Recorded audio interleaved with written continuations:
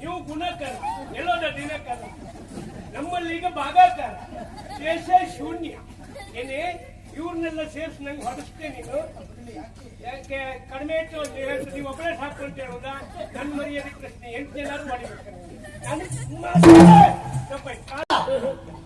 ಧೈರ್ಯ ಬಂದ್ರೆ ಅವಳಿಗೇನು, ನಿಮಗೆ ಬೇಕಾದ್ರೆ ಹೊಡಿ. ಧೈರ್ಯ ಬರುವ ಔಷಧಿ ನನ್ನ ಹತ್ರ ಉಂಟು. ಕುಡಿ ಕುಡಿ ಕುಡಿ ಕುಡಿ ಕುಡಿ.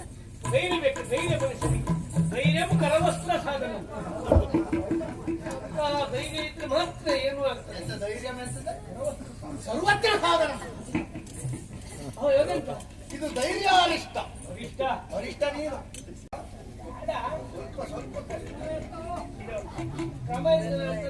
ಮೂರು ತಲೆ ಮಾರಿ ಬಿಡ್ಬೇಕು. ಅಲ್ಲಿ ಸುಳ್ಳಿ ಚಂದ್ರಶೆಟ್ಟಿ, ಕಾರ್ತಿಕೇಶ್ವರ್, ಪಾಂಡವೇಶ್ವರ ರಾವಿ, ಕ್ಯಾದ್ರಿ ಮಹಾಬಲೇಶ್ವರ ಭಟ್ರಿಗೆ ಅವು ಒಂದು ಹುಟ್ಟು ಸಾಕಾಗುದಿಲ್ಲ. ಒಟ್ಟು ಒಂದು ಪಡ್ಸಾಮೆ ಕೊಡ್ಬೇಕು. ಅದು ಧರ್ಮಕ್ಕೆ ಕೊಟ್ರೆ ನಿಮಗೆ ಅದ್ಯಾಕಾಗ ನಿಮ್ಗೆ ಗೊತ್ತಾಗ್ಬಾರ್ದು ಅಂತ. ಏನು ಗೌರವ, ಏನು ಗೌರವ. ಪೂಷಣ ಮೇಲೆ ಹಾಕಿದ್ರೆ ಈಗ ಏನ ನನ್ನ ಜೊತೆ ಕುಟ್ಕೊಂಡು ಕುಡಿತೇನೆ. ನನ್ನ ಕೆಳ ಕೂಸ್ ನೀ ಮೇಲೆ ಕುಟ್ಕೊಂಡು ಕುಡಿತ್ಯಾ. ಈಗ ಪಾಕು ನಾನು ಪಾಳೆಗಾರ. ಈ ಪಾಳೆಗಾರ ಅದು ನಿನಗಾಯ್ತು, ನನಗಿಂತ ಪಾಳೆಗಾರ ನೀನು ಕೊಂಕು. ನಮ್ಮ ಮನೆ ಪರಿಸ್ಥಿತಿ ನೋಡ. ತಮ್ಮ ಬಂದ ಇವಳಿಗಾಗಿ, ಇವತ್ತಿವ ಬಂದ ಇವಳಿಗಾಗಿ, ನಾಳೆಯಲ್ಲಿ ಯಾರ್ಯಾರು ಬರ್ಬೇಕು? ನಿನಗಾಗಿ. ಸತ್ಯ ನನ್ಗೆ ಮೊದಲು ಸ್ಕೂಲ್ ಬಿಟ್ಲಪ್ಪ. ಬರ್ಕೊಳ್ಳಿಲ್ಲ. ಪ್ರಥಮ ರಾತ್ರಿ ಕಟ್ಟಿ ತೋರಿಸ್ಬಿಟ್ಲಪ್ಪ. ತಲೆ ಬಿಸಿ ಮಾಡ್ಕೊಳ್ಳಿಲ್ಲ. ಅಲ್ಲ ಬರೈತಿ, ಎಲ್ಲ ರೀತಿ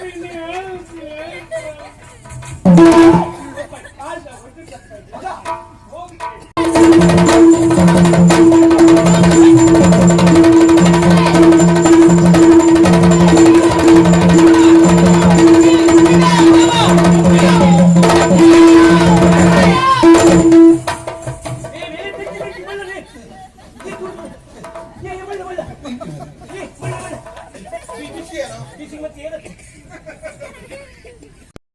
ಸಂತೋಷದಲ್ಲಿದ್ದಂತ ಭುಜಂಗ ಇವತ್ತು ರಾತ್ರಿ ಹೆಣವಾಗಿ ಬಿದ್ದಿದ್ದಾನೆ. ಭುಜಂಗ ಸತ್ತದಲ್ಲ, ಕೊಂದದ್ದು. ಹೇಗೆ ಹೇಳ್ತೀರಿ ಕೊಲೆ ಅಂತ? ಅವನ ತಲೆ ಮೇಲಾದ ಗಾಯವೇ ಸಾಕ್ಷಿ. ಕೊಂದವ ಯಾರು? ಅಂಗೈ ಹುಣ್ಣಿಗೆ ಕನ್ನಡಿ ಅಗತ್ಯ ಇಲ್ಲ. ಕೊಂದವ ಇವನೇ ಶುಭಕರ. ನಾನೇ ಕೊಂದಿದ್ದೇನೆನ್ನುವುದಕ್ಕೆ ಸಾಕ್ಷಿ ಯಾರು ನಿನ್ನಲ್ಲಿ? ನಿನ್ನ ದೇವಳದಲ್ಲಿ ಸಾರ್ವತ್ರಿಕವಾಗಿ ಹೇಳಿಲ್ವಾ ನಿನ್ನ ಸಾವು ನನ್ನ ಕೈಯಾರೆ ಅಂತ? ನಾನೇನು ಪ್ರತಿಜ್ಞೆ ಮಾಡಿದ್ದಲ್ಲ, ಅದು ಅದೇ ಉದ್ವೇಗದಿಂದ ಬಂದ ಮಾತಷ್ಟೇ. ಉದ್ವೇಗವೇ ಇದಕ್ಕೆ ಕಾರಣ. ಅಣ್ಣ, ಇದನ್ನು ನೀನು ನಂಬುತ್ತೀಯನು? ನಾವಿರುವುದು ನ್ಯಾಯಸ್ಥಾನದಲ್ಲಿ ಶುಭಕರ. ಇಲ್ಲಿ ಸಂಬಂಧಕ್ಕಿಂತಲೂ ಹೆಚ್ಚಾಗಿ ಬೆಲೆ ಕೊಡಬೇಕಾದ್ದು ನ್ಯಾಯಕ್ಕೆ. ಊರವರೆಲ್ಲರೂ ನಿನ್ನತ್ತ ಬೆರಳು ಮಾಡಿ ತೋರಿಸ್ತಾ ಇದ್ದಾರೆ, ನೀನೊಬ್ಬ ಅಪರಾಧಿ ಎನ್ನುವ ಹಾಗೆ. ಈ ಕ್ಷಣದಿಂದ ನಿನಗೆ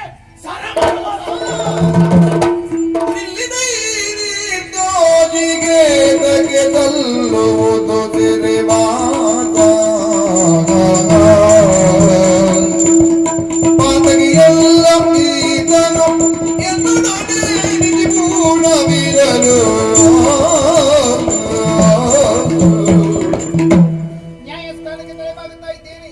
ಸತ್ಯಾಸತ್ಯಗಳ ತೀರ್ಮಾನವಾಗುವಂತದ್ದು ಸಾಕ್ಷಿಯಿಂದಲೇ ಅಲ್ವೇ ಸ್ವಾಮಿ? ಆದ್ರೆ ಇವರಾಡಿದ ಮಾತು ತರ್ಕಕ್ಕೆ ಸಾಧ್ಯವಾದುದು. ಹಾಗೆಂದು ಶುಭಕರ ಹಾಗೂ ಭುಜಂಗನಲ್ಲಿ ಮುಖಾಮುಖಿಯಾದುದೇ ಇಲ್ಲ, ವ್ಯಾಜ್ಯವಾದುದೇ ಇಲ್ಲ ಎನ್ನುವುದಕ್ಕೆ ನನ್ನಲ್ಲೊಂದು ಸಾಕ್ಷಿ ಇದೆ. ಏನು ಸಾಕ್ಷಿ? ನಿನ್ನೆ ರಾತ್ರಿ ನಾನು ಹಾಗೂ ಶುಭಕರನು ಊರಿನ ಹೊರಗುಡಿಯಲ್ಲಿ ರಾತ್ರಿ ಪೂರ್ಣ ಜೊತೆಗಿದ್ದೆವು ಸ್ವಾಮಿ.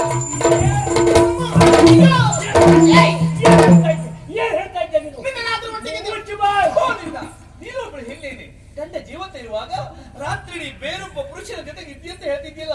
ಯಾಕೆ ಹೆಣ್ಣಿನ ಜನ್ಮದಲ್ಲಿ ಹುಟ್ಟಿದೆ? ಮುಚ್ಚು ಬಾಯಿ, ಸತ್ಯ ಹೇಳೋದು.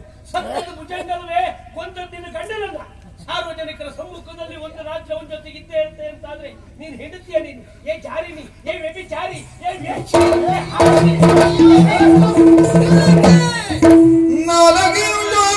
ಮಂದಿರ ಹಾಲು ಗಿಡಗಳು ಬೇಡಿರೆ ಶೀಲರೀರ್ವರು ಎನ್ನೊಡನೆ ಶಿವನಾಲಯದಿ ನಿಜಿ ಕಳೆದಿರೆ.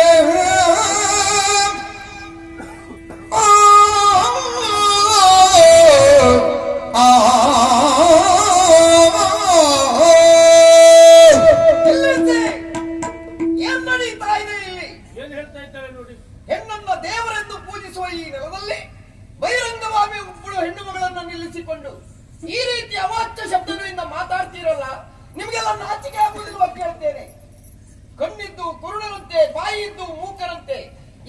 ನೋಡುತ್ತಾ ಸುಮ್ಮನೆ ಕುಳಿತಿದ್ದೀರಲ್ಲ, ನಿಮ್ ಯಾರ ಮನೆಯಲ್ಲೂ ಹೆಣ್ಮಗಳ ಇಲ್ವಾ? ಅವಳೇ ಹೇಳಿದ್ನಲ್ಲ ಒಂದ್ ರಾತ್ರಿ ಅವನ ಜೊತೆ ಇದ್ದೇನೆ ಅಂತ. ಹೌದಪ್ಪ ಮಹಾನುಭಾವ, ಒಂದು ಹೆಣ್ಣು ಒಂದು ಗಂಡು ಒಟ್ಟಿಗಿದ್ದಾಕ್ಷಣ ಇದೇ ರೀತಿಯ ಸಂಬಂಧವನ್ನ ಯಾಕೆ ಕಲ್ಪಿಸಬೇಕು? ಒಟ್ಟಿಗಿರುವವರು ತಾಯಿ ಮಗನೂ ಆಗಿರಬಹುದು, ಗಂಡ ಹೆಂಡತಿಯೂ ಆಗಿರಬಹುದು, ಅಣ್ಣ ತಂಗಿಯೂ ಆಗಿರಬಹುದು, ಒಳ್ಳೆಯ ಸ್ನೇಹಿತರೂ ಆಗಿರಬಹುದು. ಹೀಗೆ ಯಾಕೆ ಅರ್ಥ ಮಾಡ್ಕೊಳ್ಳುವುದಿಲ್ಲ? ಉಪದೇಶ ನೀವು ಮಾಡ್ಬೋದು ಸ್ವಾಮಿ, ಆದ್ರೆ ಅವನ ಜೊತೆಗಿದ್ದ ನನ್ನ ಹೇಳ್ತೀಯಲ್ಲ. ನೋಡಪ್ಪ, ಸತ್ಯ ಬೇರೆ ಪರಮ ಸತ್ಯ ಬೇರೆ. ನಿನ್ನೆಯ ರಾತ್ರಿ ಇಡೀ ನಿನ್ನ ಹೆಂಡತಿ ಅವನ ಜೊತೆಗಿದ್ದದ್ದು ಸತ್ಯ. ಜೊತೆಗೆ ನಾನು ಇದ್ನಪ್ಪ. ನಿನ್ನೆ ಗುಡಿಯ ಕಡೆಗೆ ಅವರಿಬ್ರು ನನ್ನನ್ನು ನೋಡುವುದಕ್ಕೆ ಬಂದಿದ್ರು. ಜೋರಾಗಿ ಮಳೆ ಬಂತು, ಗಾಳಿ ಬೀಸಿತು.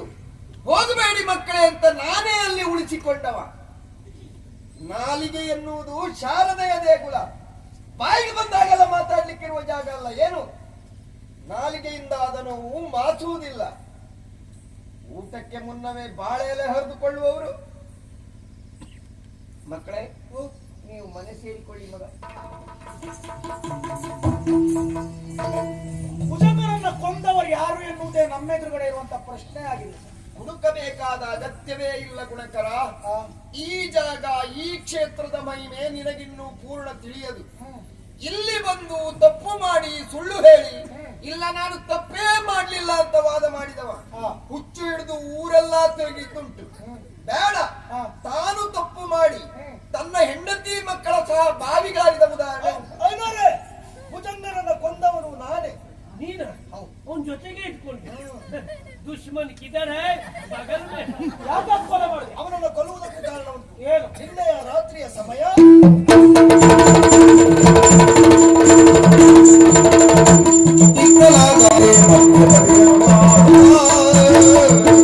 ಮದುವೆ ವಾರ್ಷಿಕೋತ್ಸವದ ದಿನವಾದ ಇಂದು ಮನೆಗೆ ಬೇಗ ಬರ್ತೇನೆ ಎನ್ನುವುದಾಗಿ ನನ್ನವರು ಆಡಿದ್ರು. ಬರ್ಲಿಲ್ವಲ್ಲ? ಸಾವಿತ್ರಿ, ಪಾತ್ರಿಗಳೇ, ನಿನ್ನೆ ದಿವಸವೇ ನಿನ್ನ ಮೇಲೆ ಒಂದು ಕಣ್ಣಿಟ್ಟವ. ಗೊತ್ತಾಯ್ತು ನನಗೆ. ಕಂಡ ಬರ್ತಾರೆ ಈಗ. ಬರುವುದರೊಳಗೆ ನಿನ್ನ ಬಿಗಿಯಾದ ತೋಳುಗಳಿಂದ ಒಮ್ಮೆ ನನ್ನನ್ನು ಒಪ್ಪಿಗಮಿಸುವೆಯ ಸಾವಿತ್ರಿ? ಬರುವುದಕ್ಕೆ ಸಮಯ ಇಲ್ಲ. ಬರುವುದರೊಳಗೆ ಒಮ್ಮೆ ಒಪ್ಪು ಸಾವಿತ್ರಿ. ಬಾ ಸಾವಿತ್ರಿ. ಶಾಂತ ಮಗು.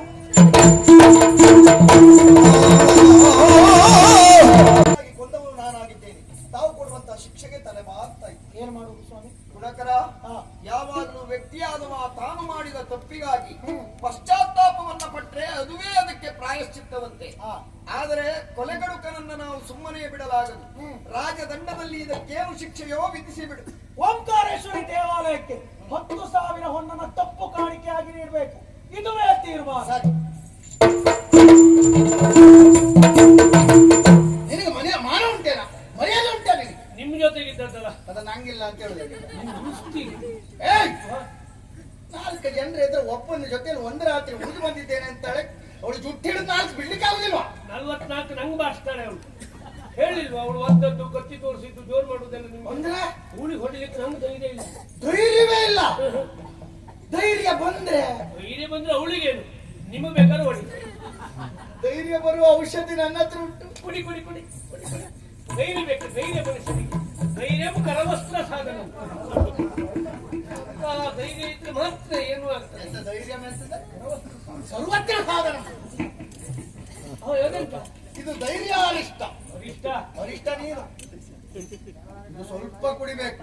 ಸ್ವಲ್ಪ ಕುಡಿದ್ರೆ ಒಳ್ಳೆ ಮಾತು. ಇನ್ನೂ ಸ್ವಲ್ಪ ಕುಡಿದ್ಯಾ 10 ಜನ ಬಂದ್ರು ಹೊಡೆಯುವ ಧೈರ್ಯ ನೋಡಿ ಗೊತ್ತಾಗ್ತದಲ್ಲ.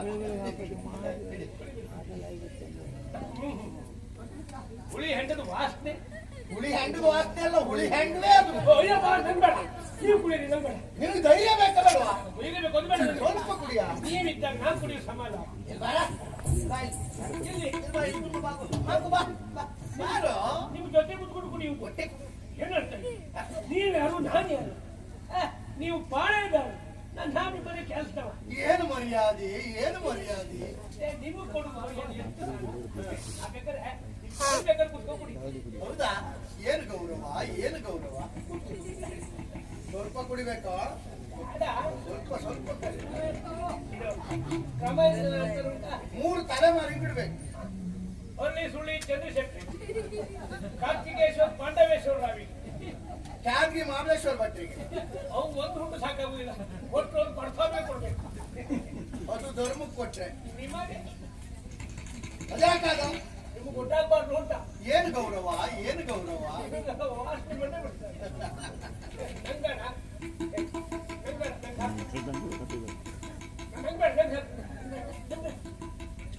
ಈ ಧೈರ್ಯ ಬೇಕಾ ಬೇಡವಾ ಹೊಂತ ಧೈರ್ಯ ಅದು ಸ್ವಲ್ಪ ಕುಡಿ ನನಗೆ ಸ್ವಲ್ಪ ಕುಡಿ ಕುಡಿಯ ಉಪ್ಪಿನಕಾಯಿ ಅಂತ ಉಂಟಾ? ಉಪ್ಪಿನಕಾಯಿ ಎಲ್ಲ ನಿಮ್ ಧರ್ಮಕ್ಕೆ ಹಪ್ಪಳ ಕೊಡ್ತಾರೆ ಕುಡಿಯ ನಂಗೆ ಸಾಕು, ನೀವು ಕುಡಿ, ನೀವು ಕುಡೀರಿ. ಏ ಮಾಕು ನಂಗೆ ಸಾಕು, ನೀವು ಕುಡೀರಿ. ಮಾಕು ನಂಗೆ ಸಾಕು, ನೀವು ಕುಡೀರಿ. ನಂಗೆ ಸಾಕು, ನೀವು ಕುಡೀರಿ. ನಂಗೆ ಸಾಕು, ನೀವು ಕುಡೀರಿ. ನಂಗೆ ಸಾಕು. ಹೇಳ್ತಿದ್ಯಾ ಯಾವಾಗ ನೀನು ತೆಗೆದು ಕೂರ್ಸಣ ಮೇಲೆ ಹಾಕ್ಬಿಡುವೆ ಈಗ ಏನ ನನ್ನ ಜೊತೆ ಕುತ್ಕೊಂಡು ಕುಡಿತೇನೆ ನನ್ನ ಕೆಳ ಕೂರ್ಸ್ ನೀ ಕೆಳ ಕುತ್ಕೊಂಡು ಕುಡಿತ್ಯಾ ತೆಗೆದು ಪಾಯಿಂಟ್ ಈಗ ಮಾಕು ನಾನು ಪಾಳೆಗಾರನ ಈ ಪಾಳೆಗಾರ ಅದು ನಿನಗೆ ಆಯ್ತು, ನನಗಿಂತ ಪಾಳೆಗಾರ ನೀ ನೋಡು ಕೊಂಕು. ನಿನ್ನಷ್ಟು ಮರ್ಯಾದೆ ಕೊಡುವವರು ಯಾರು ಇಲ್ಲല്ലോ ನಿನಗೆ ಏನು ಅಂತ ಮರ್ಯಾದೆ ಕೊಡ್ಬೇಕು, ಯಾಕೆ ಮರ್ಯಾದೆ ಕೊಡ್ಬೇಕು? ಹೇಗೆ ಈಗ ಕುತ್ಕೊಂಡು ಕೆಲಸ ಮಾಕು ಇದು ನಮಗ್ ಬೇಕಿತ್ತ ಅಂಗಡಿ ಬೊಂಗಿ ಕೊಟ್ಟಾಗ ಇಟ್ಟಿದ್ದೆ ಮಾಕು ಧೈರ್ಯ ಬಂತ ಹಾಗೆ ಧೈರ್ಯ ನನಗೇನೆ ಹೇಳೋ ಬೇಸರ ಇಲ್ಲ ಕಡಿಮೆ ಇತ್ತು. ನಿನಗೆ ಧೈರ್ಯ ಬಂತಲ್ಲ ಹೋಗು ನಿನ್ನ ಹೆಂಡತಿ ಜುಟ್ಟಿ ಹಿಡಿ ಆಳಿಸ್ಬಿಡು ಹೋಗು ಅಂತೂ ಮಾಂಕು ಸಂಸಾರಕ್ಕೆ ಒಂದು ಇತ್ತೀಸ್ರಿ ಹಾಡ್ರೆ ಪುಂಡ ಪುಂಡರೀಕ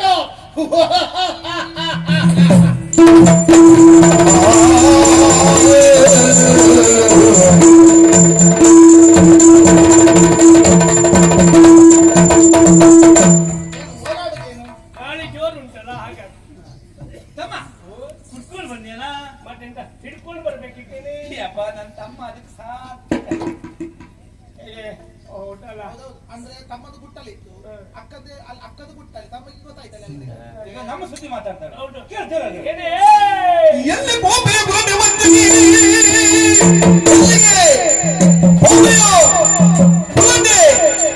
ವಂಚಕಿ ಎಲ್ಲಿ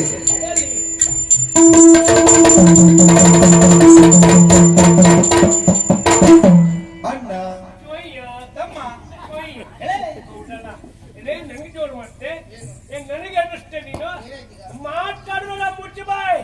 ನನಗೆಂತ ಪ್ರಥಮ ರಾಷ್ಟ್ರ ದಿನ ನನಗೆ ಮದುವೆ ದಿವಸ ನನಗೆಂತ ಮಾಡಿದೆ ತುಳಿದೆ ನನಗೆ ತಪ್ಪಾಯ್ತು, ಕಾಲ್ ತಗೋಯ್ತು, ನನಗೆ ಮತ್ತೆ ಪ್ರಥಮ ರಾತ್ರಿ ನನಗೆ ಕಟ್ಟಿತ್ತು ಅಷ್ಟೇ, ನನಗೆ ತಪ್ಪಾಯ್ತು, ಕಾಲ್ ತಗೋಯ್ತು, ತಪ್ಪಾಯ್ತು, ಗೊತ್ತಾಗಿಲ್ಲ. ಏಯ್ ನಮಸ್ಕಾರ ಮಾಡಿದ್ಯಾ ಅವಳಿಗೆ? ಕಾಲ್ ತಾಗಿದಾಗ ನಮಸ್ಕಾರ ಮಾಡ್ಬೇಕು ಅನ್ನೋ ಸಂಸ್ಕಾರ ಇಲ್ಲ. ಈಗ ನಿನಗೆ ಬಿಟ್ಟು ಬಿಟ್ಟೆ ಯಾರಿಗೆ ಹೊಟ್ಟರು ಅಂತೇನೆ ಮಾತಾಡ್ಬೇಡ. ಏನೇ ನನಗೆ ಮೊದಲೇ ದಿವಸ ತುಳಿದ್ದೆ ನೀನು, ಎಂತ ಆಯ್ತು?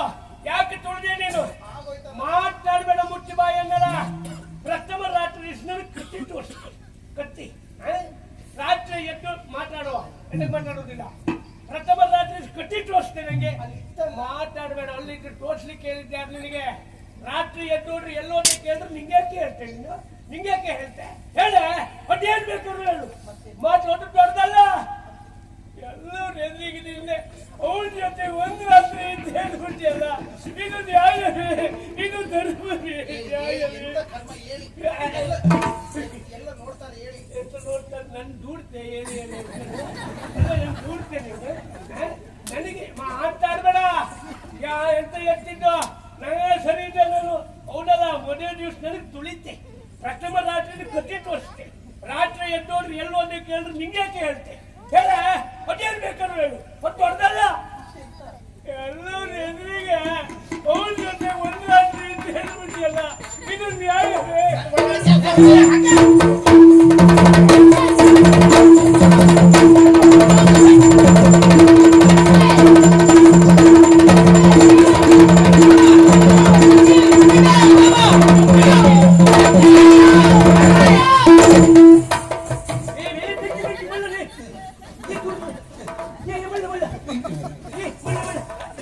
ಬಿಸಿ ಏನೋ ಬಿಸಿ ಮತ್ತೆ ಏನಕ್ಕೆ ಮುಟ್ಟಿ ನೋಡು ಪೂಜೆ ಹೋಗ್ತಿ ಅಷ್ಟೇ. ಒಳ್ಳೆಲ್ಲ ಏ ಏನು ನೀನ ನಿನ್ನಿಂದ ಇಷ್ಟೆಲ್ಲ ಅದಕ್ಕೆ ಏನಾಯ್ತು? ಇಲ್ಲ ನಾನು ನನ್ನ ಹೇಳ್ತಿಯಪ್ಪ ಅವಳು ನನಗೆ ಮೊದಲು ತುಳಿದು ಬಿಟ್ಲಪ್ಪ ಅಣ್ಣ ಮಾತಾಡ್ಲಿಲ್ಲ ಇಲ್ಲೋಡು ಇದು ಪ್ರಥಮ ಕಟ್ಟಿ ತೋರಿಸ್ಬಿಟ್ಲಪ್ಪ ಅಣ್ಣ ಮಾತಾಡ್ಲಿಲ್ಲ ಇಲ್ಲೋಡು ರಾತ್ರಿ ಎದ್ದು ಹೋದ್ರೆ ಎಲ್ಲೋದ್ರೆ ಕೇಳಿದ್ರೆ ನಿಂಗೆ ಕೇಳ್ಬಿಟ್ಲಪ್ಪ ಇಲ್ಲೋಡು ಅಣ್ಣ ಮಾತಾಡ್ಲಿಲ್ಲ ಇದು ದೊಡ್ಡ ವಿಷಯ ಅಲ್ಲ ಎಲ್ಲ ಹೆಸರಿಗೆ ನಿನ್ನೆ ನಿನ್ನೆ ಬಿಟ್ಟಲ್ಲ ಇದೊಂದು ಒಳ್ಳೆ ಬೆಲೆಗಪ್ಪ ಕುಡಿತೀನೋ? ಇಲ್ಲಪ್ಪ ಇಲ್ಲಿದ್ದ ಕೆಟ್ಟವರ ಮಧ್ಯದಲ್ಲಿ ನೀನೊಬ್ಬ ಕುಡಿಯುವವಲ್ಲ ಅಂತ ನಾ ತಿಳ್ಕೊಂಡಿದ್ದೇನಲ್ಲ. ನೀ ಹೇಳಿದ್ದಲ್ಲ ದೇವರೇ ಹೇಳಿಸಿದ್ದದು ಕುಡ್ಕೊಂಡು ಬಂದ ಹೆಂಡತಿಗೆ ಹೊಡೆದ್ರೆ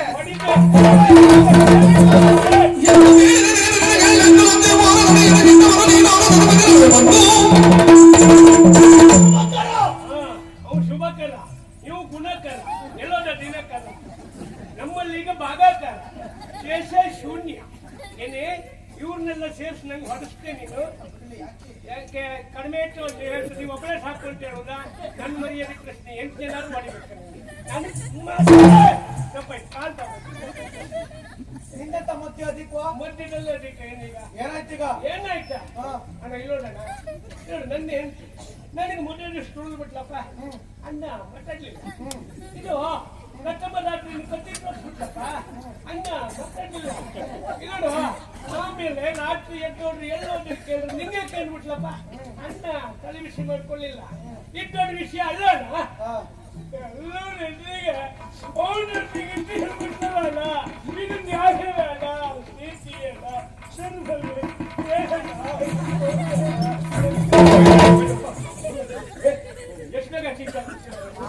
ನಿನಗೆ ನಮಗೊಂಚೂರು ಹಿಡಿದೋಯ್ತು ನಿನ್ನಭ್ಯಾಸ ಎಲ್ಲರಿಗೂ ಇರ್ತದ್ಯಾ? ನೀವು ಉದ್ದಾರ ಆಗೋದು ಯಾವಾಗ ಮತ್ತೆ ಅಣ್ಣ ನೀನ್ ಹಾಕ್ ಸಾಕು. ಏನ್ ಸಾಕು ಸತ್ಯ ಅಣ್ಣ ಇಲ್ಲೋಡು ನನ್ನ ಹೆಂಡತಿ ನನಗೆ ಮದುವೆ ಸುಳ್ಳು ಬಿಟ್ಲಪ್ಪ ಅಣ್ಣ ಮಾತಾಡ್ಲಿಲ್ಲ ಪ್ರಥಮ ರಾತ್ರಿ ಕಟ್ಟಿ ತೋರಿಸ್ಬಿಟ್ಲಪ್ಪ ಅಣ್ಣ ತಲೆ ಬಿಸಿ ಮಾಡ್ಕೊಳ್ಳಿಲ್ಲ ಇಲ್ಲೋಡು ರಾತ್ರಿ ಎದ್ದು ನೋಡ್ರಿ ಎಲ್ಲೋದ್ರೆ ಕೇಳಿದ್ರೆ ನಿಂಗೆ ಕೇಳ್ಬಿಟ್ಲಪ್ಪ ಅಣ್ಣ ತಲೆ ಬಿಸಿ ಮಾಡ್ಕೊಳ್ಳಿಲ್ಲ ಇದು ದೊಡ್ಡ ವಿಷಯ ಅಲ್ಲ ಅಣ್ಣ ಹೆಸರಿಗೆ ಅವನ ಜೊತೆ ಒಂದು ರಾತ್ರಿ ಇದ್ಬಿಟ್ಲಲ್ಲ ಇದು ನ್ಯಾಯವೇ ಹೇಳ ಆದ್ರಲ್ಲ ನಿನ್ ನೋವು ಏನು ಅಂತ ನನಗೆ ಗೊತ್ತಾಗ್ತದೆ. ನಂಗೆ ಕಡಿಮೆ ಆಗಿಲ್ಲ ಇಲ್ಲಿರುವುದು ನನ್ನ ತಮ್ಮ, ಇಲ್ಲಿದ್ದದ್ದು ನನ್ನ ಹೆಂಡತಿ ಮಧ್ಯ ನಾನು ಮಾತಾಡಿ ಸರಿ ಮಾಡ್ತೇನೆ. ಅಡ್ಡಿಲ್ಲ ಮನೆ ನಂದು ಹೇಳ್ತೀನಿ ನಂದು ತೀರ್ಮಾನ ನಿಮ್ಮದಲ್ಲ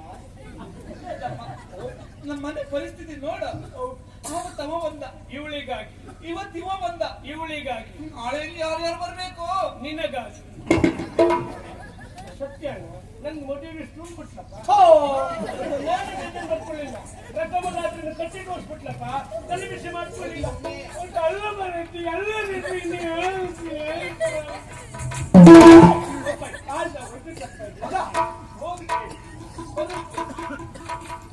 ಇನ್ನು ಹುಚ್ಚುಗಳ ಬಿಟ್ಟಿಲ್ಲ ನಿನಗೆ ಈಗಲೂ ನನ್ನದೇ ತಪ್ಪು ಅಂತ ಹೇಳ್ತೇನೆ. ಅಲ್ಲದೆ ಇನ್ನೇನು ನನ್ನ ಅವಳ ನಡುವೆ ಈಗ ಯಾವ ಸಂಬಂಧಗಳು ಉಳಿದಿಲ್ಲ.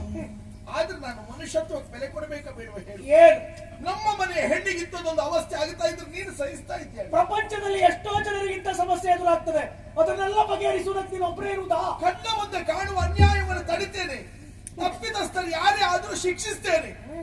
ಯಾರೆಂದರೇನು, ನಾಳೆಯ ದಿವಸ ನೀನೇ ತಪ್ಪು ಮಾಡಿದ್ರು ನಿನ್ನನ್ನು ಬಿಡ್ಲಿಕ್ಕೆ ನೀನಾಡಿದ ಮಾತಾಡಿ ಇಷ್ಟು ಪುಟ್ಟ ಬಾಯಲ್ಲಿ ಎಷ್ಟು ದೊಡ್ಡ ಮಾತಾಡಿದೆ ಶುಭಕರ.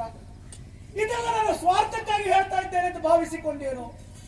ಇದೇ ದಾರಿಯಲ್ಲಿ ನೀನು ಮುಂದುವರಿದೆ ಅಂತ ಆದ್ರೆ ನಾಳೆ ನಿನ್ನ ಜೀವನದ ಗತಿಯನ್ನು ವಿಚಾರ ಮಾಡಿದ್ದೇನೆ. ಮದುವೆ ಆದಂತ ಹೆಣ್ಣಿಗಳನ್ನ ಗರತಿ ಎನ್ನುವುದಾಗಿ ಗೌರವಿಸಬೇಕಾದ್ದು ನಮ್ಮ ನಾಡಿನ ಪ್ರತಿಯೊಬ್ಬರ ಕರ್ತವ್ಯವೋ. ಹೀಗೆ ನೀವು ಮುಂದುವರಿದೆ ಅಂತ ಆದ್ರೆ ಯಾರು ಇವಳನ್ನ ಗರತಿ ಎನ್ನುವುದಾಗಿ ಗೌರವಿಸುವುದಿಲ್ಲವೋ ಗಣಿಕೆಯನ್ನು ಹಾಕಿ ಪಚಾರಿಸ್ತಾರೆ. ಅವಳ ಜೀವನವೇ ಸರ್ವನಾಶ ಆಗಿ ಹೋಗ್ತದೆಯೋ? ಯಾಕಿದೆಲ್ಲ ನಿನಗೆ ಅರ್ಥ ಆಗುವುದಿಲ್ವೋ? ಕಾಣುವ ಪ್ರಪಂಚದ ಮಧ್ಯದಲ್ಲಿ ನೀನಿಲ್ಲ ಶುಭಕರ. ಈಗ ಪ್ರೀತಿ ಅನ್ನುವಂತಹ ಮಹಾಕೂಪದಲ್ಲಿ ಬಿದ್ದವ ನೀನು.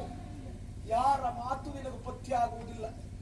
ಇಷ್ಟಕ್ಕೆಲ್ಲ ಕಾರಣ ಪ್ರೀತಿ ಎನ್ನುವಂತಹ ಬಲೆಯನ್ನು ನಿನ್ನತ್ತ ಬೀಸಿದ್ದು ಈ ಲಕ್ಷಣ ಅಲ್ವಾ? ಏನು ನಾನೇನು ಹೆಣ್ಣಿನ ಜೀವನ ಅಂತಾದ್ರೂ ಸುಲಭ ಅಂತ ಭಾವಿಸಿಕೊಂಡೇನೆ? ಹೆಣ್ಣಿನ ಜೀವನ ಎನ್ನುವುದು ಬಿಳಿ ಬಟ್ಟೆ ಇದ್ದ ಹಾಗೆ. ಆ ಬಟ್ಟೆಯ ಮೇಲೆ ಅಪವಾದ ಎನ್ನುವಂತ ಕೆಸರು ರಚಿತು ಅಂತಾದ್ರೆ ತೊಳೆದರೆ ಕೆಸರು ಹೋಗಬಹುದು ಲಕ್ಷಣ. ಕಲೆ ಯಾವ ಕಾಲಕ್ಕೂ ಯಾವ ಕಾರಣಕ್ಕೂ ಮಾಸುವುದಿಲ್ಲ, ನೆನಪಿಟ್ಟುಕೋ. ಜೀವನವನ್ನ ಶ್ವೇತ ಶುಭ್ರವಾಗಿರಿಸಿಕೊಳ್ಳಬೇಕಾದ್ದು ಹೆಣ್ಣಿನದೇ ಕರ್ತವ್ಯ. ಅವಳ ಜೀವನದಲ್ಲಿ ಮದುವೆ ಎನ್ನುವುದು ಹೊಸ ಮೆಟ್ಟಿಲನ್ನೇರಿದ ಹಾಗೆ. ಆ ಮೆಟ್ಟಿಲನ್ನೇರಿದಂತ ಹೆಣ್ಣು ಯಾವತ್ತು ತನ್ನ ಹಳೆ ಜೀವನದತ್ತ ತಿರುಗಿ ನೋಡಬಾರದು, ನೋಡಕೂಡದು. ಒಂದೊಮ್ಮೆ ತಿರುಗಿ ನೋಡಿದ್ರೆ ಹೆಣ್ಣಿನದೇ ತಪ್ಪಾಗ್ತದೆ, ಜಾಗ್ರತೆ. ಪ್ರಿಯಕರನೆಂಬ ಕಾರಣಕ್ಕಾಗಿ ಮತ್ತೆ ಮತ್ತೆ ಬಂದು ಭೇಟಿಯಾದ್ರೆ ನಿಮ್ಮ ಭೇಟಿಯ ಉದ್ದೇಶ ಒಳ್ಳೆಯದೇ ಇರಬಹುದು ಲಕ್ಷಣ. ಆದ್ರೆ ಕಾಣುವಂತ ಈ ಪ್ರಪಂಚ ಒಂದೇ ಕಣ್ಣಲ್ಲಿ ಕಾಣುವುದಲ್ಲ, ಅಪವಾದ ಎನ್ನುವುದು ತಲೆ ಏರುತ್ತದೆ. ಕೈ ಹಿಡಿದಂತಹ ಗಂಡ ಎಂಥವನೇ ಆಗಿರಲಿ, ಕುಂಟನಾಗಲಿ, ಕುರುಡನಾಗಲಿ, ಮೂಗನಾಗಲಿ, ಬುದ್ಧಿಹೀನನಾಗಲಿ, ಹೀನ ಬುದ್ಧಿಯವನೇ ಆಗಿರಲಿ, ಅವನನ್ನೇ ಸರ್ವಸ್ವ ಎಂಬುದಾಗಿ ತಿಳಿದು ಜೀವನವನ್ನು ನಡೆಸಬೇಕಾದ್ದು ಹೆಂಡತಿಯಾದವಳ ಕರ್ತವ್ಯ. ಪ್ರೀತಿಸಿದ್ದೇನೆಂಬ ಒಂದೇ ಕಾರಣಕ್ಕಾಗಿ ಮತ್ತೆ ಮತ್ತೆ ಒಂದು ಶುಭಕರದನ್ನ ಭೇಟಿಯಾದ್ರೆ ಇದರ ಪರಿಣಾಮ ನಮ್ಮೆಲ್ಲರ ನೆಮ್ಮದಿಯು ಸರ್ವನಾಶ ಆಗ್ತಾ ಇದೆ. ನಿನ್ನ ಜೀವನವನ್ನು ನಿನ್ನ ಕೈಯಾರ ಹಾಳು ಮಾಡಿಕೊಡ್ತಾ ಇದೆಯ ಲಕ್ಷಣ. ಬಹಳ ಎತ್ತರದಲ್ಲಿರುವಂತಹ ನಮ್ಮ ಕುಲದ ಗೌರವವೆನ್ನುವುದು ಧರೆಗುರುಳಿ ಹೋಗ್ತದೆ. ಸಾಮಾನ್ಯ ಮನುಷ್ಯರು ನಾವು ಬಯಸಿದ್ದೆಲ್ಲ ನಮ್ಮ ಜೀವನದಲ್ಲಿ ಸಿಗುವುದಿಲ್ಲ. ಸಿಕ್ಕಿದ್ದು ಪ್ರಾಪ್ತಿ ಎನ್ನುವುದಾಗಿ ತಿಳಿದು ಅದರಲ್ಲಿಯೇ ತೃಪ್ತಿಯಿಂದ ಜೀವನವನ್ನು ನಡೆಸಬೇಕಾದ್ದು ನರನಾದ ನಮ್ಮ ಕರ್ತವ್ಯ. ಒದಗಿ ಬಂದಂತಹ ಗಂಡನೊಂದಿಗೆ ಹೊಂದಿಕೊಂಡು ಹೋಗಬೇಕಾದ್ದು ಸತ್ಯ ಧರ್ಮ. ಹೊಂದಾಣಿಕೆ